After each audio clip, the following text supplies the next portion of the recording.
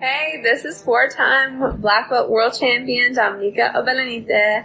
If you guys are looking to level up your jiu-jitsu game with awesome jiu-jitsu courses on mindset, strategy, and beyond, make sure that you guys check out BJJ Mental Models Premium. I myself have a course up there, so make sure you guys check it out.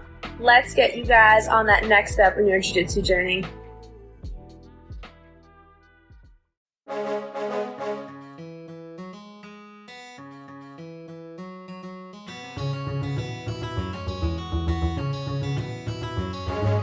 Hey, welcome to BJJ Mental Models, episode 242. I'm Steve Kwan.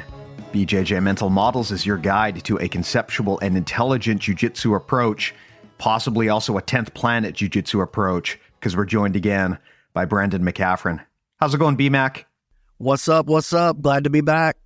Happy to have you here. I don't know if you need a quick intro. I mean, I think probably most people out there have seen you with that flak jacket slapping people around and making other quality content. But you know what? Let's do it. Why don't you go ahead and just tell the folks who you are, just in case?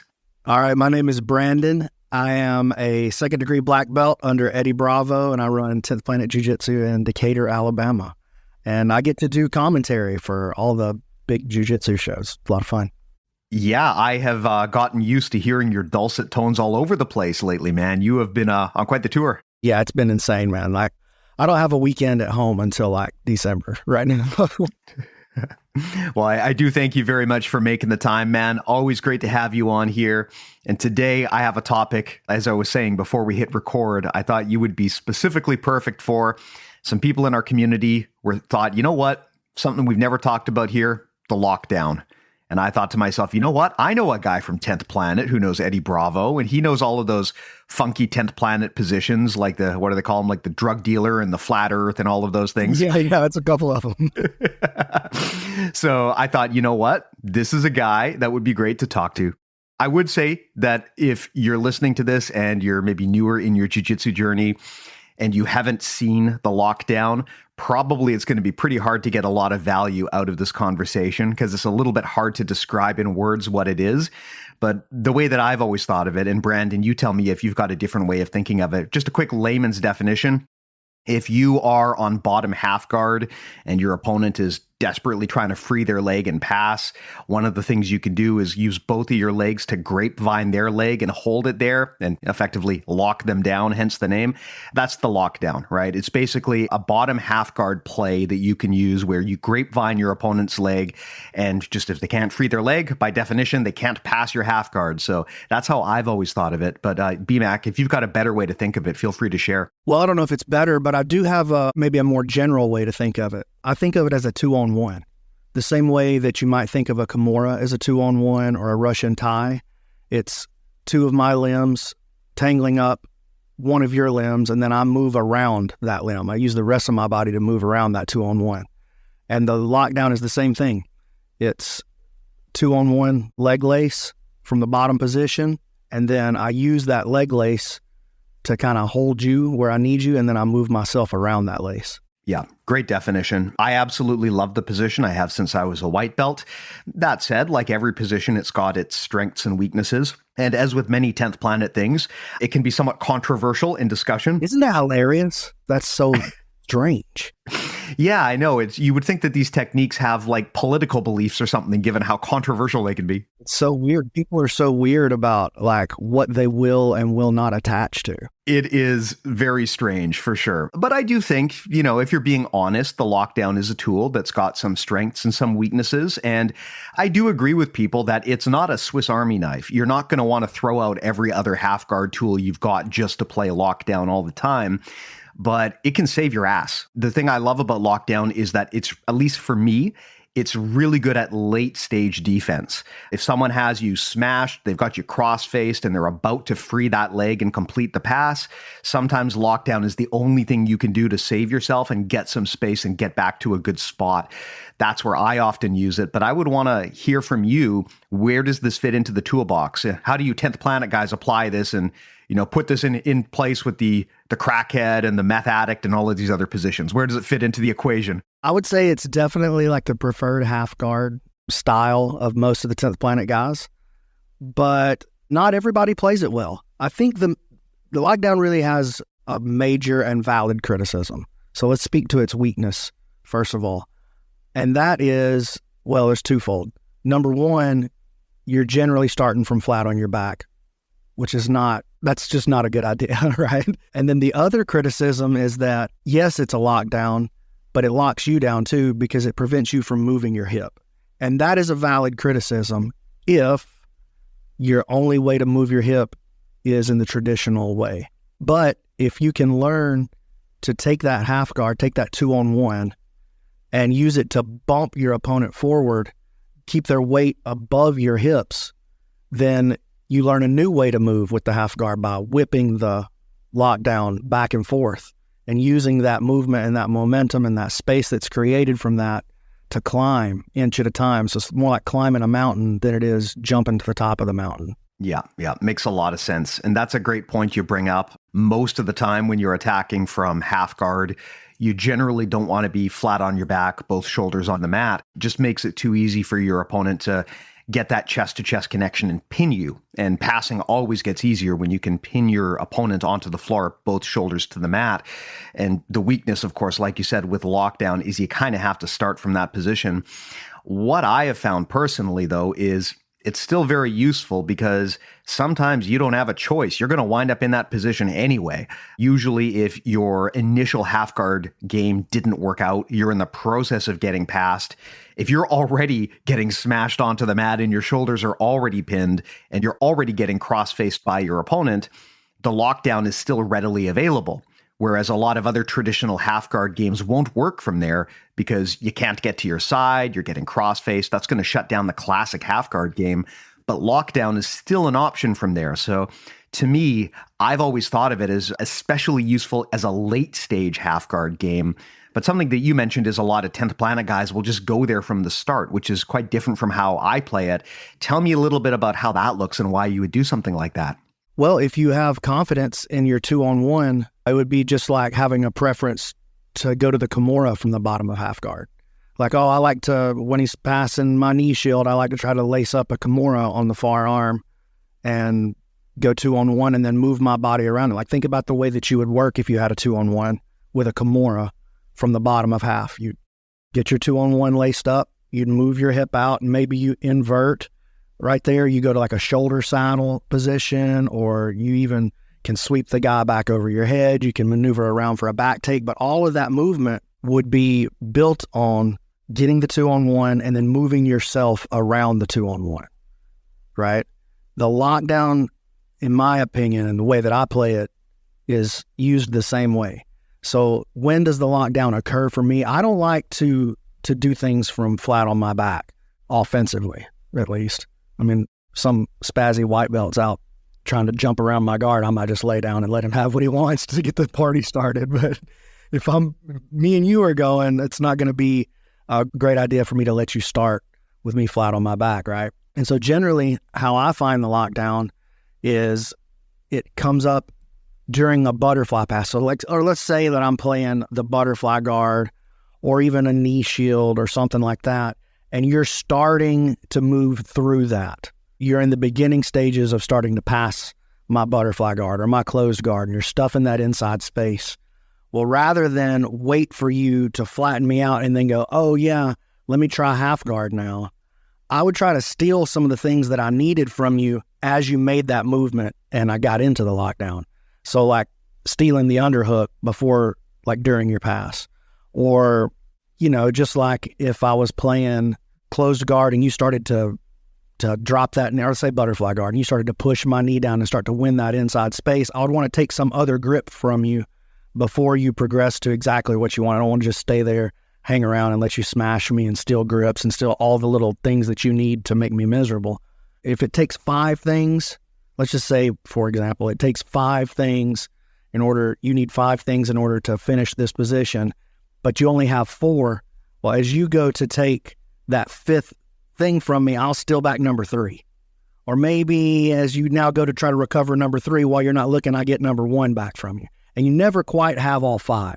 You just always got some kind of mix of 4, or maybe now I got 3 and 2, and now I'm going to be able to start to build a game from there. That's a really good point. And something about lockdown that I think a lot of people probably do wrong is they play it very passively. Whenever I'm playing lockdown with someone and it's not working for them and I don't feel threatened, I usually notice a common pattern. And one is they're just obsessively focused on the leg grapevine and they're not worrying about any of the other points of control, like you said. If someone's grapevining my leg, but they're not fighting for the underhook or they're not fighting to break the crossface, they just want to hold me there. I mean, that's fine. I can live with that. Eventually I'll get past. And worst case scenario, even if I don't get past them, then I can just sit there and smash them all day long. Totally fine by me. So I'd say that's a pretty common beginner mistake for the lockdown, is just focusing so much on that leg that you're not thinking about, okay, how do I get the underhook? How do I clear the crossface? How do I make space? How do I find those other points of control that you talked about? Yeah, I mean, and that's true with any position, right? Like, you don't want to wait until the guy has already started stealing from you before you start addressing it. Like, I don't want to wait until he's broken into my house to try to put up a security system. Like, I need to start addressing that kind of stuff early and be prepared for it. And I think a lot of people hold on to the lockdown too long also. Like, this guy's smashing my lockdown. Well, it's probably time to move back to your butterfly guard. And I think having the butterfly guard and the lockdown really as just two parts of the same set is really important. Preference for any weapon is the same error as having no skill with any weapon. And so if you're constantly trying to force a guy into, well, I'm a lockdown player, so I'm going to make you play in my lockdown. Well, what if he's a great lockdown passer? Or what if he's just a great top half guard player? You might need to take some other stuff from him while he's not looking so that you don't have to deal with his strengths as well. Yeah, it's like any type of guard. If you've only got one option, it's going to be hard for you to have success because it's so hard to force a topside person into that one option. There's just so many things that they can do, so many other variants that they can switch to. And yeah, if you go in there with just one type of guard that you're really good at and no way to get people into that guard, then it's pretty easy to shut down. I mean, I know a mistake a lot of people with the lockdown make is they'll be so focused on trying to just, again, grapevine that leg that they forget it is an option for the person on top to stand up, get to their knees. And if that happens, you got to be careful if you're holding a lockdown because you can actually blow out your own knee if the person starts trying to get up and you insist on holding it there. So it's... I've heard that, but I have to be honest with you. I've been training basically every day for 17 years, and I've gotten all of my ranks in 10th Planet, and I've trained with every 10th Planet guy there is, and I have never, ever, one time, even come close to seeing anybody do that move that you're talking about, that Indian deathlock thing where you stand up out of it. Like, I've never even seen anybody get close to getting that done. So I can't imagine a world where that's possible. Like, if you're playing the lockdown, you're trying to grab the guy, right? Like, what grips, if you have, like, you're playing a lockdown, you have no grips on the upper body and you've refused to address them, I guess it's possible a guy could stand up in there, but I just can't imagine a world in where that could happen. I think the main trick with it is... Have you seen that before? I've seen it, but it's very, very rare. I've certainly never seen it. Live? Not live, no. Yeah, I've heard of it. I've heard people on Facebook going, oh, well, I could do the Indian death. Like, hey, can you?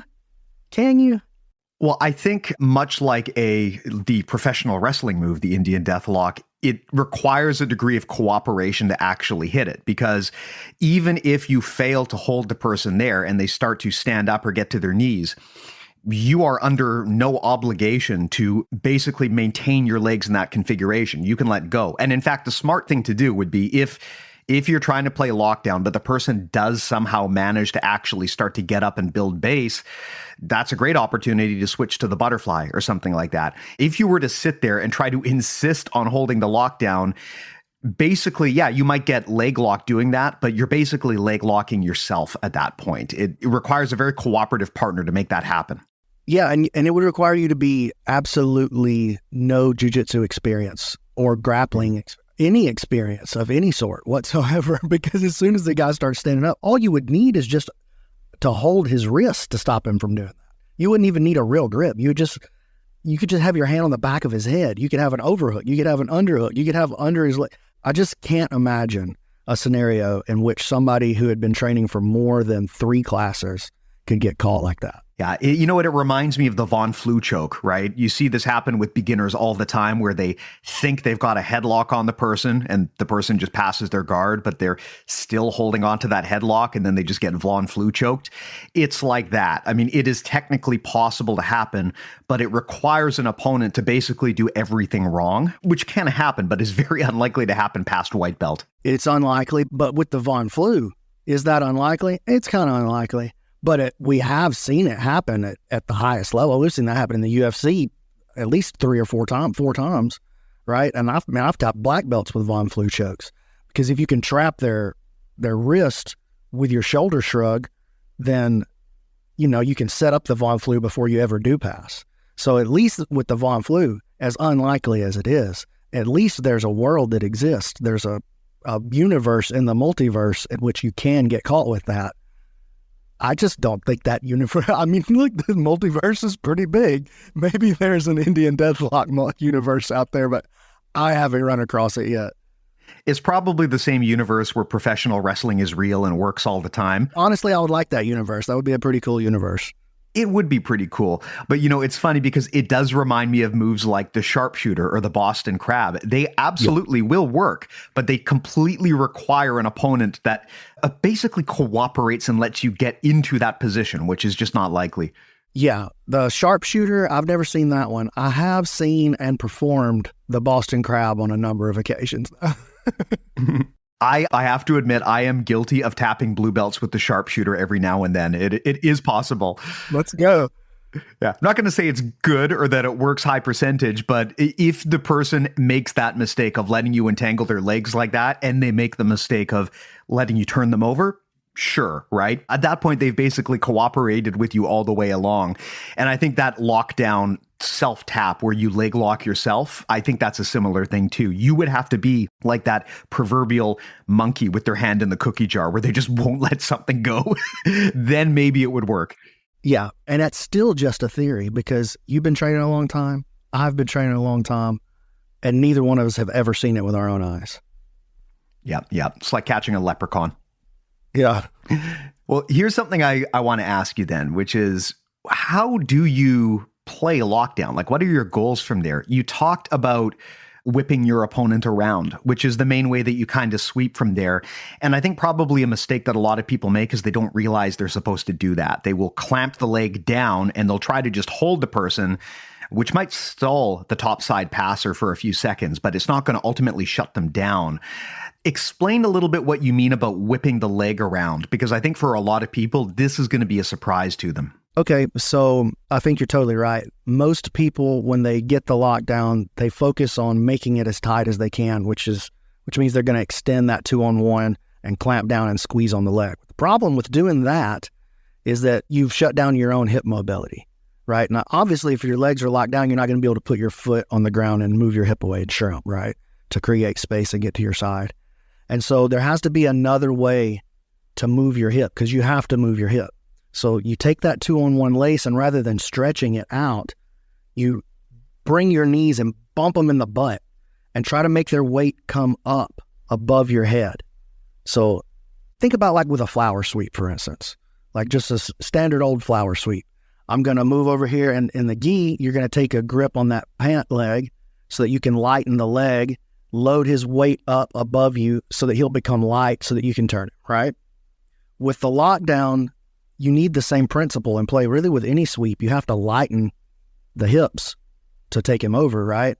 So with the lockdown, the way that you lighten the hips is to use the 2-on-1, pull your knees towards your face, and use that to bump the guy's weight above you so his eyes come up on level with your eyes, or even higher if you get a really good bump. And now the hips are light. You've got a 2-on-1, and your hip is free all of a sudden to start moving. So that's the main element of the lockdown that I think most people miss. And to me, if you miss that element, then you just get your lockdown passed eventually. Yeah, that's a good point. something that I've always thought of is when you're playing the lockdown, if you're trying to sweep from there, kind of reminds me of a lot of those guard plays where you're playing open guard and you try to pull the person over top of you, either by dragging, or if you can get under them, then you want to try to elevate them, like you said, by kneeing them in the butt or just extending your legs up. And the idea is you're trying to throw them over top of you. It can be hard to do that from some half guards because with a lot of half guards, your goal is to make space from your opponent. But the thing about the lockdown is you are allowing them to come forward and crowd you. And although that has its downsides, mostly getting cross-faced and pinned to the mat, it does allow you to manipulate their center of gravity and kind of shoot them even farther forward because they are moving so far forward towards you that leg control, it is easy to kind of lift your legs up off the ground, like you said, and that's going to bring their leg up as well. Yeah, so think about if you're playing a quarter guard and somebody's working a knee cut on you. And let's say you have the underhook from bottom in a quarter guard.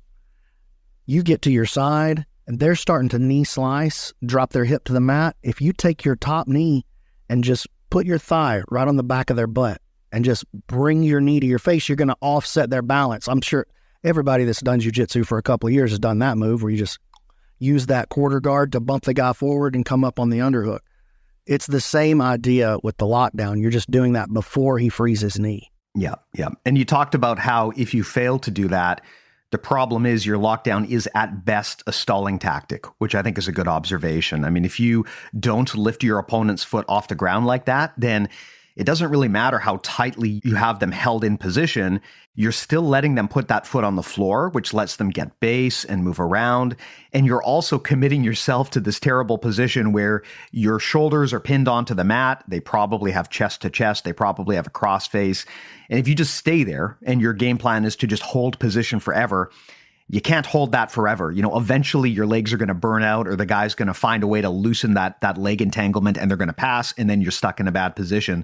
So I think that the mistake many people do use is they play lockdown, they get there as a stalling tactic to use it, but they don't really have a next step in mind about how do I actually sweep or advance the position from here. I would agree with you. I think that that's the major problem that most people have with the lockdown. And listen, it's a valid criticism if you don't know how to move the guy's weight and you don't know how to move your hip from within the 2-on-1. If you can't do those things, well, and that's your understanding of lockdown, well, then yeah, your lockdown is going to suck and you're going to get passed and you're going to go, I told you that Eddie Bravo crap don't work, and you would be right in that case. But the deficiency isn't necessarily with the position. The deficiency is with the player. Yeah, absolutely. The hack that I remember, man, I felt so dumb when someone showed this to me. But I remember when I was a white or a blue belt, people were playing lockdown left and right, and I was always getting my legs stuck there, and I just couldn't pass. And then someone pointed out to me at some point, have you tried just relaxing your leg? And I tried it, and it makes lockdown way weaker. I felt so dumb for not realizing that. The mistake so many white belts, for example, will make is when they're trying to pass lockdown, they go really tense and they're trying to pull that leg out as hard as they can. That actually makes it harder to pass, right? You want to have your leg looser if you're the person on top because that lets you defeat the grapevine and pull that leg free. And so the problem with that stalling lockdown game is as soon as someone figures out to do that, they're just going to pass you. But if you start using that lockdown to rock them and lift them up and pull them forward, it doesn't really matter if their leg is loose at that point. They're still going to go for the ride. And that's when you can get into those other positions like you talked about. Yeah, I really think that thinking about the guard as a set of minor guards, let's say like a butterfly guard, half guard, lockdown, rubber guard, spider guard, whatever, insert guard that you like right there. If you have a preference for any of those guards, you're moving away from the idea, like the philosophical fundamental idea of what the guard is in the first place. The only guard is the guard. And I'm going to use the principles of the guard: balance, weight distribution, leverage, patience, timing. I'm going to use those principles to build a guard against this player that's coming and trying to attack me. And by doing that, one guard may manifest itself in that moment because of the attack that you're putting forth. It may manifest itself as a butterfly guard. Or if you're given a different attack, it may manifest itself as rubber guard or lockdown or spider guard or X guard or whatever it's going to be. But I think having we'll go back to what I said earlier, this is a quote from Musashi from the Book of Five Rings. Having a preference for any weapon is the same error as having no skill with any weapon. Because when the time comes to pull the short sword, but you're a long sword player, like you prefer the long sword, you're not going to be able to pull. You're going to be jammed and you're going to get cut. Or if you're in long sword range, but you're really more of a short sword guy, so you're going to stick with the short sword, you're never going to be able to make contact and slice. And so having one weapon that you rely on or that you try to funnel the game to, I think is an error. I think that it violates the fundamental principles of what it means to have a guard in the first place. Yeah, I would expand on that too and say that it also, if you're thinking of these positions as being rigidly defined and there's like a dictionary of guards and you can only play them that way, it can also kind of lead you down the path of this mistake where you think there's one true way of playing all of those guards. And if you're not playing it exactly the way that you saw on YouTube, then you're doing it wrong. But the thing that doesn't take into account is we've all got different body types. We've all got different games.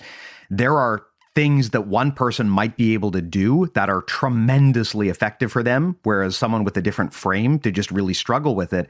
And I think trying to get overly rigid in your mind about how you classify all of these techniques and what the right way is to do things, it kills the innovative nature of jiu-jitsu sometimes. And where techniques and positions really shine is when people experiment and find the version that works best for themselves. So I think that kind of rigid thinking is something that, like you said, is good to discard. Not only good to discard, I would say it's necessary to discard to access higher understanding.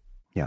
I don't know if it actually is referenced in the Musashi book, but a topic that I've discussed on the podcast and heard is this idea of Shuhari from the martial arts, which kind of talks about the journey to mastery. And the idea is when you're the beginner, you're basically mimicking and you're copying just to get the reps under your belt. But to achieve true mastery, you need to eventually break from copying what your instructor taught you and go off on your own and discover what works for you and be fluid in your thinking, which sounds kind of like what you're talking about here, which is to escape those labels and escape this idea of, I am a like half guard butterfly player versus just thinking more generally about the guard as a set of principles that you can always apply. Yeah, I think that's crucial. I think that it has to be that in order to really understand martial arts on a deeper level and to have it have some sort of actual meaning in your life rather than just, I can beat this guy up. You have to be fluid. Now, something I want to explore here, and I know, of course, as a 10th Planet guy, I'm sure that you prefer no gi. I personally am more of a gi guy, but the one thing that I have found with the lockdown is I have not noticed any issue playing that in the gi versus no gi. Sometimes these positions have differences and you have to think about them. I have always found, if anything, lockdown is more effective in the gi because when you get that grapevine, the fabric just makes it so hard for the person to extract their leg. But I'm wondering if you've got any thoughts on that, whether this move should or could be played differently depending on whether you're wearing the kimono. I definitely agree with you. And I think that the more friction that there is in the game and the more handles there are in the game, the more the lockdown becomes a viable weapon. You know, I trained out here in Alabama. We got a big old warehouse and it's 100 and something degrees in the summer and I don't turn the air conditioner on. We just open that door and we just stink and sweat and that's just the way it's going to be. In that environment, the lockdown is less viable because the guy can slip his knee line sometimes. Guy with a great lockdown, though, it's still hard. Like I was just at HQ, I was in Los Angeles this past weekend. We had a black belt open mat on Friday night. There was like 140 black belts on the mat. Crazy. I rolled 16 straight black belt rounds. I thought I was going to die. And of course, a lot of lockdown being played at a 10th Planet black belt only open mat. A lot of lockdown being played. I like when people play the lockdown on me. I'm great at passing the lockdown. But there's this dude, there's a couple of guys over there with really serious lockdowns. And one of the guys, his name is Manny. He lives out in Texas and he was there for the weekend. And this guy, no matter how sweaty it was, I could not slip that knee line. And he took me over at least twice with his lockdown. I just had to concede instead of getting my knee ripped open, you know? So to your point, yes, with the gi pants on, it's a whole different world. Like there's almost no chance to slip the knee line at all. And that's, you know, you always see Eddie in the gi pants, rash guard and gi pants, and that's why he does it. He's like, yeah, you can grab the pants if you want. You're not getting out of the lockdown though if I put it on. Yeah. The other thing I find too, I am personally quite partial to the lockdown. And I think part of the reason why is because I'm generally pretty short and stocky. And at least for me, I mean, everyone's mileage may vary, But I have found for me, having shorter, thicker legs, if I get a lockdown on someone, they're just not going to break it free.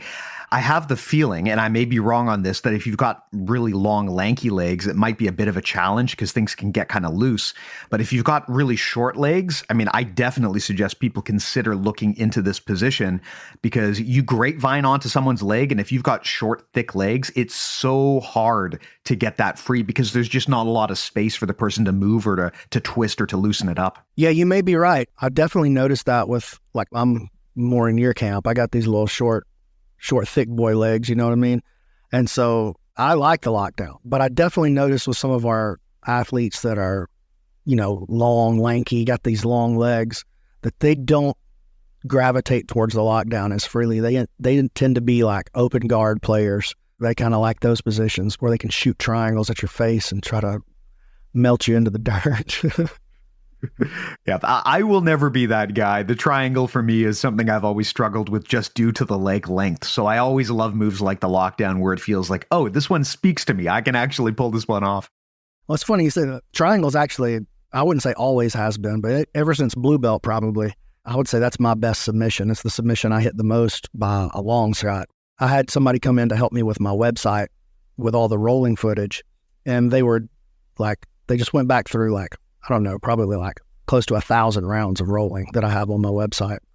And we documented, there's a lockdown there, there's a lockdown there, there's a triangle, and just documented what all the moves that I had hit over those rounds of rolling were. And the triangle was my number one submission by more than double of my second one, which was an arm triangle. Oh, wow. Now, that's actually a great segue here. Submissions from lockdown. Okay. Is this ever worth playing? I know that some do exist. I've seen funky, weird banana split, electric chair stuff from there. But do you generally go for any submissions from lockdown, or do you see it as being more effective as a sweeping or positional advancement situation? I definitely see it as a sweeping position, but it is possible for sure to get taps out of it. There's a little weird calf crank that I'll get every now and then. But the electric chair itself, I've seen more people injured fighting off an electric chair than I have any other submission, Kimura, heel hook, anything. Interesting. Why is that, do you think? I haven't seen anyone personally get injured off of that. But then again, I don't train with a lot of 10th Planet folks, so I don't get a lot of people trying it on me. What do you think is the reason why there's such a high rate of injury that you're seeing? I've probably seen, let me see if I can give you an actual accurate number, try to think of it. I would say minimum, I've seen 6 complete ACL ruptures off of people fighting off an electric chair. Because what happens is I've got you in this 2-on-1 and there's no wiggle room for your knee, right? And so I get you stretched out into that electric chair. And if you're trying to stay balanced on the top and you won't concede the sweep, your knee is locked down to where you can't move it. But when I stretch it, I'm pushing your leg off at a really funky angle. And it sounds like a shotgun going off when somebody gets their ACL blown in that position. It sounds like somebody hits the wall with a metal baseball bat. It's awful. Ugh. Yeah, that makes a lot of sense what you're talking about. If you've got the person's leg locked into that position, it's going to be very hard for them to compensate or adjust. And if the person moves in a way that twists your knee out of joint, there's nothing you can do to stop it, I suppose. I really feel like the electric chair is the most dangerous submission to use in the gym. I've seen 2 people get their ACLs blown from having their knee reaped, and they're on their feet and they're fighting the sweep, and so they're trying to turn their knee back in and their ACL blows on the reap. I've seen that happen twice. Other than that, I've never seen anybody get long-term damage, I guess like surgery level damage, from a heel hook. I've seen people get their arms and shoulders blown up from Kimuras a couple of times, but I've seen repeatedly people get I have to have ACL reconstruction from the lockdown, from the electric chair specifically. Oh man, that sounds terrible. So if you get caught in there, listen to me. Listen, kids, take the sweep. It ain't worth it. Great advice, man, as always. Something that I actually do from the lockdown, and I am not going to sit here and say that other people should do this or that it's going to work at a high level, but it definitely is fun at the gym. I get a lot of Ezekiel chokes from bottom lockdown. Oh, I'm so happy you said that. I do too. I do it all the time. It's such a stupid move. It should never work, but it does sometimes. I've got it on good people too, even as high as black belt. And I think it's because for a lot of people, when they get to that passing position where they are on top of you, they've got your shoulders pinned to the ground, maybe they're going for it, or they have a cross face, they've got that far underhook. A lot of people get really greedy there and they feel like I've got the pass. I've almost got it. I'm going to turn up the heat.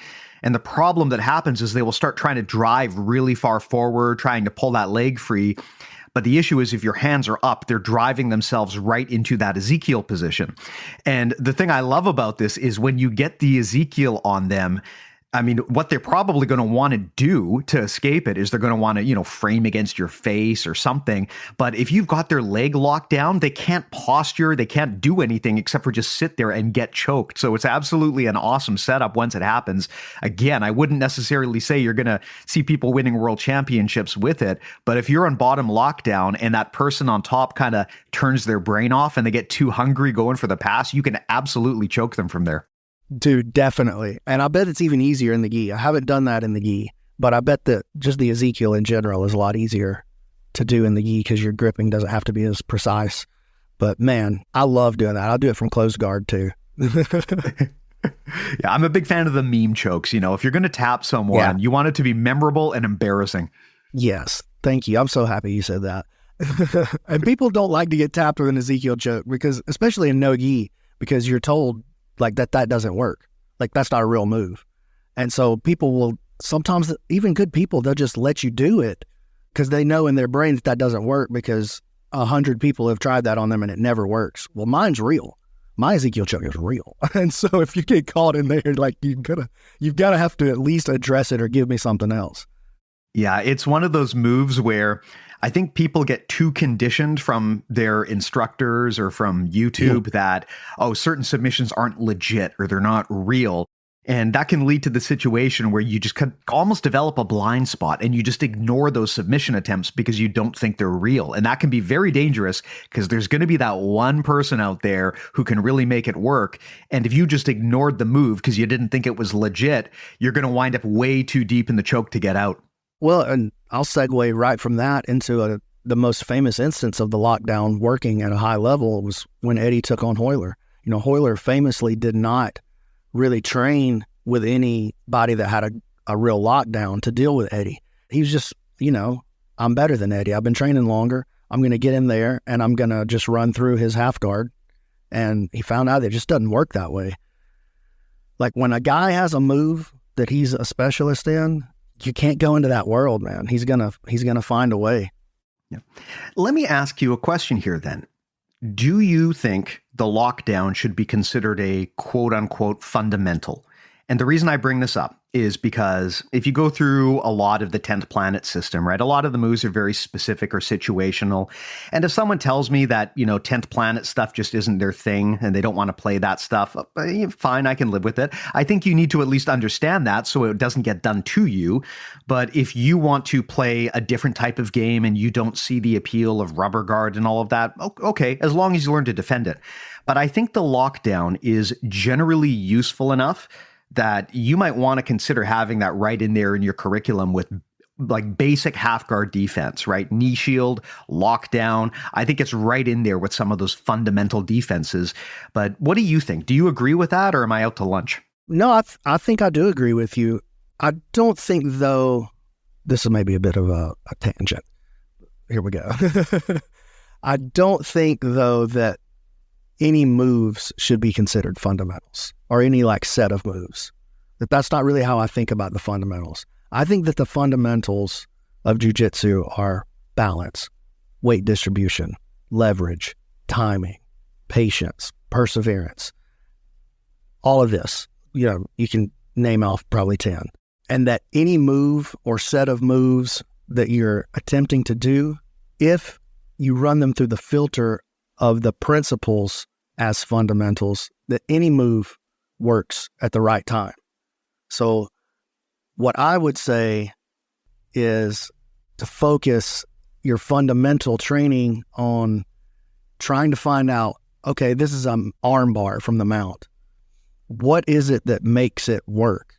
It's the leverage. It's the reaction. It's the timing. It's the weight distribution. It's not the fact that arm bars are magical and better than other moves. It's easy to understand the fundamentals through the filter of a movement like the arm bar because it's a large movement. It's easy to see. It's easy to feel. It's easy to understand. I do think something like the lockdown requires a little more nuance. So maybe it doesn't belong in a quote-unquote fundamental curriculum for that reason. Maybe we just use more a traditional half guard for that. But I think that any move is a fundamental move when it's done, when it's built on a foundation of fundamental principles. Yeah. I'm glad you said that. I kind of figured I was giving you a leading question there and that was going to be the right answer. But I agree with you completely. I think that the quote-unquote fundamentals is another way that people can put self-limiting thoughts on themselves. And a way that they can make money off of their particular system. Exactly. It's easy to sell people on your system if you have them convinced that everything you're doing is the bedrock foundation of good behavior and everything that everyone else is doing is some sort of weird deviant. I mean, the funny thing, of course, is 100 years ago, the guard itself would not have been considered fundamental. It would have been considered this crazy thing that a bunch of Brazilian grandpas were doing, right? It has nothing to do with the main way that people would play judo. But over time, the fundamentals can change. It's a very transitional concept, more so than I think people think. People think that the fundamentals are timeless and they'll never ever change. I don't know, man. If you had a time machine and you went back in time 200 years to Japan, I don't think you'd see a lot of people, doing omoplatas and playing close guard the way that we do now. Not to say it wouldn't exist, but it probably would not be the bedrock foundation of everything we do. So I think that's another belief where people can get things into their head that something is a fundamental versus it's not. And that can be a way that you can put some limiting beliefs on yourself if you believe that one technique is inherently better or more valuable than others. Yeah, I agree with that. I don't think that any technique should be a fundamental technique. I think that when you show up to class tonight, we're going to be studying jiu-jitsu. Tonight, we're going to be studying jiu-jitsu through the filter of heel hooks. But what are heel hooks made of? They're made of balance, weight distribution, timing, leverage, etc. And if you're really paying attention to what we're talking about tonight, then you're going to take the lessons of the principles. And now, even though we're just studying through this filter of the heel hook tonight, because you're listening and taking in the fundamental ideas, all the things you learn tonight are going to be applicable in positions and ways that feel unrelated to what we're talking about tonight. Like, the principles are true inside a heel hook. They're true in your mount defense. They're true in the lockdown. They're true in a Kimura. The principles are always true, and the principles and the fundamentals from that perspective never change. The execution, the application of the fundamentals does change, and it changes based on the circumstances. I may have a beautiful Kimura game, but if you're really good at avoiding the Kimura or countering the Kimura, I'm probably not even going to get an opportunity to express that fundamental technique, but I can express the fundamental principles on you based on the opportunities and the openings that you're giving me. So I reject the notion that there are fundamental techniques, and I adopt the position that the fundamentals are the ideas that build jiu-jitsu and that those, in fact, are timeless. Yeah, absolutely. Absolutely. I think that encourages people, if they think conceptually like that, it would encourage people to be more open-minded about trying new things rather than getting it into their head that, I'm a butterfly guard player, so that's where I'm going to take this fight. Yeah, it encourages first principles thinking. It also encourages, you talked about the art of martial arts before. It encourages you to be able to sing in your own voice. Like when you first start, if you're going to learn I want to learn how to sing. Well, you start by trying to sound like your favorite singer. And then you get that down pretty good and you move on, and I want to learn to sing like this guy now. And then you got a big stack of guys that you can imitate as a singer. Well, eventually, all of those influences come together and your own voice starts to emerge from that. And before long, you can write your own music. You can improvise over songs that everybody's heard 100 times, but when you do it, it sounds just a little different. And I think that if we build our jiu-jitsu game on ideas rather than moves that we're going to, over the long term at least, you're going to have a much more like self-pleasing way of studying the art and something that you're going to be able to glean value from for the rest of your life. Yeah, absolutely. Now, one of the things that I've always thought of, and I think most people do in terms of a key concept in the martial arts, is distance management. Of course, it's a pretty complex topic to unpack, but one of the best practices you will often hear people to say is that usually if you're the person on top, you want to try to take away space. Usually, if you're the person on the bottom, you want to try to make space. That's not always true. There's exceptions, but just general good practice is if you're getting smashed on the bottom, you probably want to try to make a bit of space. If you are the smasher, you probably want to eat that space and not let the other person make it. And this is one of the areas where I think the lockdown really excels, which is as a distance management tool. And there's a few guards like this. I would classify De La Riva as being another one like this, where you can use it as a sweeping game, absolutely. But even if you don't use it to sweep, the value of a tool like that just for distance management is immeasurable. I have had so many situations where I am about to get my half guard passed. I've got my shoulders pinned on the mat. I'm getting cross-faced. My opponent is loosening that leg, and I can tell I got maybe 1 or 2 seconds before they complete the pass. Regular jiu-jitsu isn't going to work at that point. I can't realistically hip escape because I'm getting cross-faced. I'm in a bad position, but the lockdown is still there. And what I've always found is in that position, if I get the lockdown, I can use that leg pressure to push my opponent back away from me just a few inches. And that's not going to get me out of there, but it's going to be enough that I can get my hands back in and I can frame and I can start fighting for the underhooks and I can block the crossface. And none of that would have been possible if not for the fact that I played the lockdown.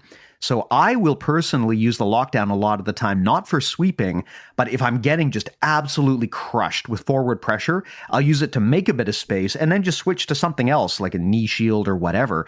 What are your thoughts on the lockdown as a distance management tool like that? Is that valid, or do you think it would be better if people tried to complete the sweep from there? It's absolutely valid. And I think look no further than Anderson Silva versus Daniel Cormier in the UFC.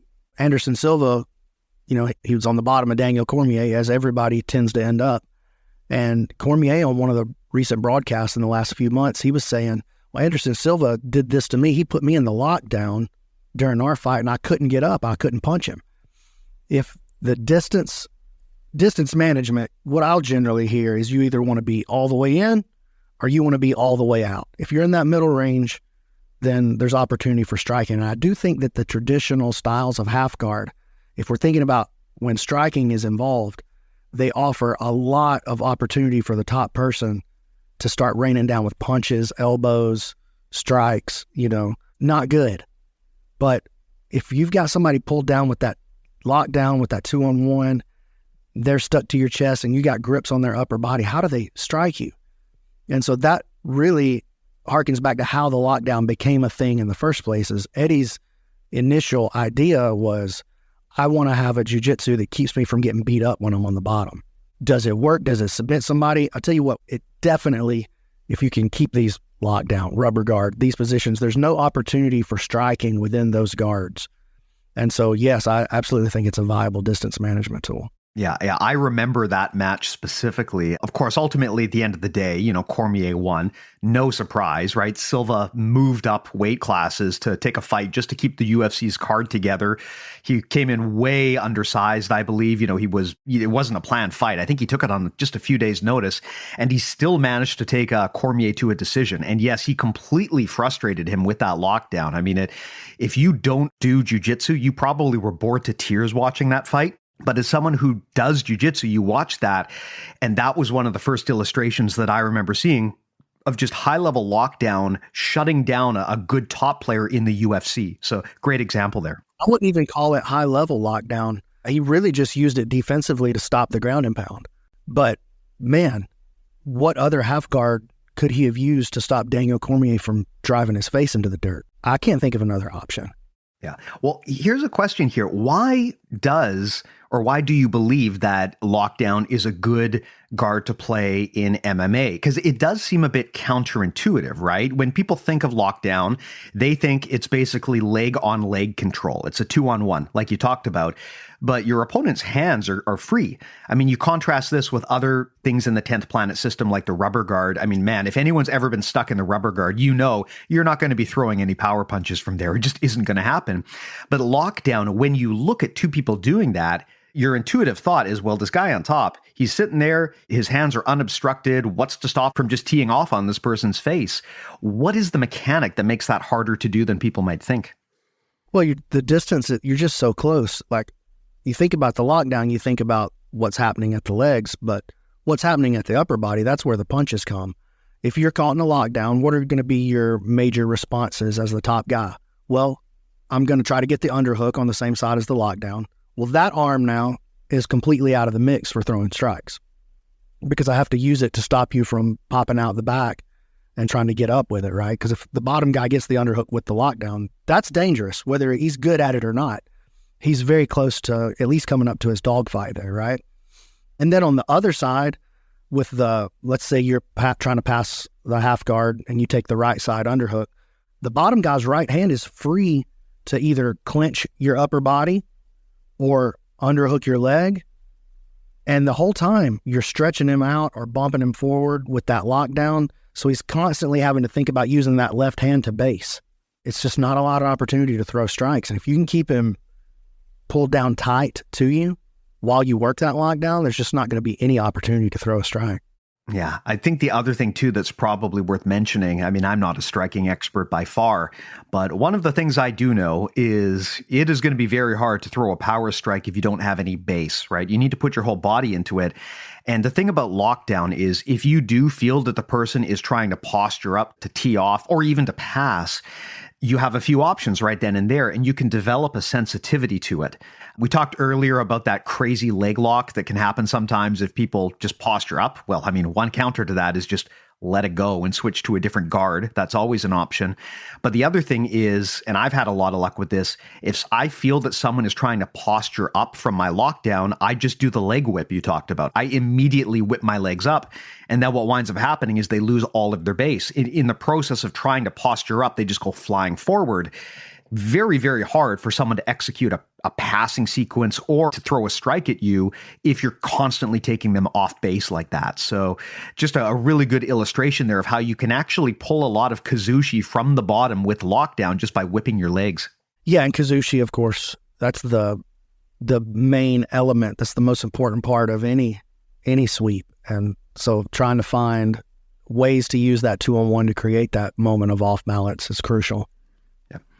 Well, let me ask you a question here, Brandon. Did we miss anything? That was a pretty comprehensive chat about this position, but is there anything else that, you know, if you want to teach the world out there how to play this effectively, that we should cover or talk about before we tie this up? Well, I will say this, and I don't know the guy's name. You might know right off the top of your head. You probably do. But there's a guy that's using the lockdown now, and he's taken so imagine you got the lockdown on your opponent's right leg, but you get his left leg passed over to the other side of your body. And there's a guy now playing that. He's calling it the fishnet. And a lot of people are using it now at the black belt level. That is a really, really strong lockdown variation. That's the position, if you think back to the Hoyler versus Eddie matchup from Metamoris 3, when Eddie tries to take him across with the electric chair and then he ends up passing the leg to the other side, he gets that sweep and then goes to the calf crank from there. That's that same position. And I've been seeing that popping up more and more. And whatever the guy's name is, he's hit it a bunch in black belt level competition. I can't think of his name off the top of my head, but he's calling it the fishnet. Eddie calls that stoner control. I don't know why. I don't know. Why would Eddie pick something and call it stoner control? Who knows? But he calls it stoner control. You pass the non-lockdown leg to the other side. So if you're interested in messing around with the lockdown or you're looking to maybe add some new tools to it, that's a position that's definitely worth examining right now. I was under the impression that pretty much every technique in the 10th planet system is stoner control. Guilty as charged, my boy. Well, hey, Brandon, if people want to contact you or follow you on social or learn from you, or if they just want to hear you provide some commentary on high-level grappling, how could they go about doing that? Yeah, I do all the EBIs, the combat jujitsus. Next time ADCC rolls around, you can expect to see me there as well. If you're interested in just following, go to Instagram, brandonmc.ninja, YouTube, brandonmcninja, no dot in that one. And if you're specifically interested in learning the lockdown, I have a 4-week curriculum specifically focused on the lockdown, the 80-20 out of the lockdown that you're going to need to get to work on it right away. You can go to www.brandonmc.ninja and pick up that course. I think it's $39. Can't beat that. Awesome. And that's a pretty good return on investment too, not just because of the price, but because from my experience, lockdown is a really powerful tool that beginners can deploy quite quickly. There's a lot of positions that take a lot of time to invest in before you'll start to see returns. But at least for me, anecdotally, when I started playing the lockdown at a much more junior level, I started getting results out of that almost right away. And even at black belt today, it's one of those techniques that I never outgrew. I still use it all the time. It's got a very specific purpose for me, which is that distance management off of the bottom. And there just isn't any other guard quite like it that does what it does in the situation that it does. So it's a position that I do say, even if you don't think of yourself as a 10th planet person, it definitely merits study. I didn't realize you got a course on that. That's awesome. As I always do, I'll put all of those links in the show notes. I'll also throw the links to all of our stuff. Everyone surely knows, but go to bjjmentalmodels.com. That's where you can find every episode that we've ever done of this podcast. Hundreds of write-ups on the concepts and topics that we've talked about here on the show as well in our database. We've also got our amazing free newsletter that I do encourage everyone to get on board with. Beyond that, if you want to work with us directly, you can join BJJ Mental Models Premium. You do that, and that unlocks our entire audio course library for you. So we've got a lot of really long-form structured conversations there with some of the best in the sport explaining their systems and how they think. That's also where you can get rolling reviews from us if you join Premium. We've got some amazing black belts on our team there that'll break down the footage for you. And of course, you also get to be part of our community. So there's a free trial. I do request that everyone please do check it out. You can get all of that at bjjmentalmodels.com. And again, link in the show notes. But Brandon, thanks so much, man. Always have fun with these chats with you. Just greatly appreciated. And hey, I couldn't think of anyone better to have this lockdown chat with than BMAC. So thanks again. Hey, my pleasure, man. I really appreciate you having the confidence in me to ask me. Thank you. No worries, man. Thanks a lot. You're always welcome here. Same to the listeners too. Thanks a lot, and we'll talk to you next time. Take care.